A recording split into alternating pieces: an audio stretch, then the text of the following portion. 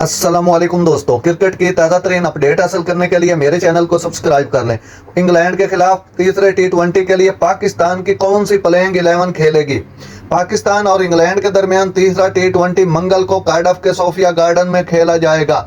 England दूसरे टी20 में पाकिस्तान को शिकस्त देकर 4 मैचों की सीरीज में 1-0 से बढ़तरी के साथ आगे है, जबकि लीड्स में पहला मैच बारिश की वजह से ज़ाया हो गया था। गैरी क्रिस्टन को साइम अयूब को थर्ड डाउन देते हुए देखा गया है। बाएं हाथ के ओपनर ने पीर के ट्रेनिंग सेशन के दौरान नेट में वक्त पर गौर किया। देखना यह है क्या पाकिस्तान का साइम के साथ सब्र का पैमाना लबरेज होता है। साइम के ड्रॉप होने की सूरत में उनकी जगह उस्मान खान को शामिल किया जाएगा, जो अपने मुल्तान सुल्तान के साथी मोहम्मद रिजवान के साथ इनिंग्स का आगाज करेंगे। कप्तान बाबर आजम तीसरे नंबर पर आएंगे। मिडल ऑर्डर में फखर जमान और आजम खान जैसे ताकतवर हिटर हैं। इफ्तिखार अहमद और ऑलराउंडर इमाद वसीम जो टीम को रन्स बनाने की जरूरत पड़ने पर इनिंग्स को तेज करने के लिए एक मजबूत बुनियाद फराहम करते हैं।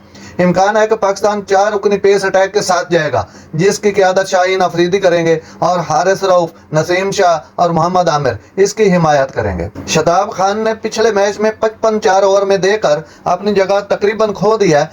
अबरार अहमद भी शताब की जगह ले सकते हैं। नाजरीन, ऐसी बर वक्त खबरें सुनने के लिए मेरे चैनल को सब्सक्राइब कर लें। अल्लाह हाफिज।